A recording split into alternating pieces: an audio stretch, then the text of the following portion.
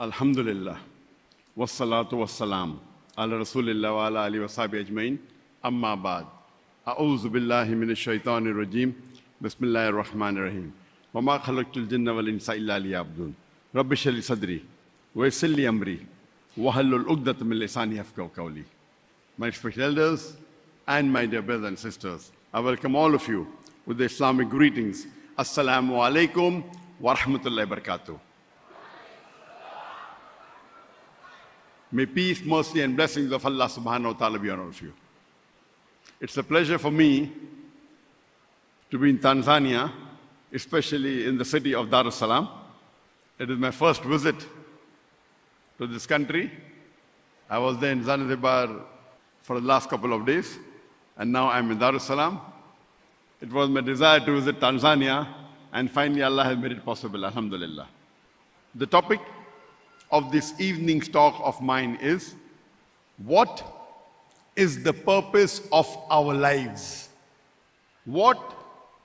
How many times have we thought of this question? What is the purpose of our lives? What is the purpose of our existence? Why are we here? What are we doing here? Let us analyze today. From the people over here in this auditorium, how many of you have ever thought before, what is the purpose of our lives? Please raise your hand. How many of us have thought before, what is the purpose of our lives? Or maybe about 20%. Okay, about 15 to 20% have thought. Is it a requirement for us to know what is the purpose of our life? Is it a must? I will give you a few examples to make you realize whether it is a requirement or not. Once, there was a person who came at a crossroad and he asked a passerby, where does this road go? So the passerby asked him, where do you want to go? He says, anywhere. So the passerby replied, then it makes no difference which road you take. Because the person had no goal, he had no destination. So what difference does it make which road he takes? So why is he asking, where does the road go? This person had no goal, no destination. Let me give you one more example of a person who has no goal. Once a builder, he lays the foundation of making a building. So someone asks him, how many stories is the building? He says, I don't know. What is the total area of the building? He says, I don't know.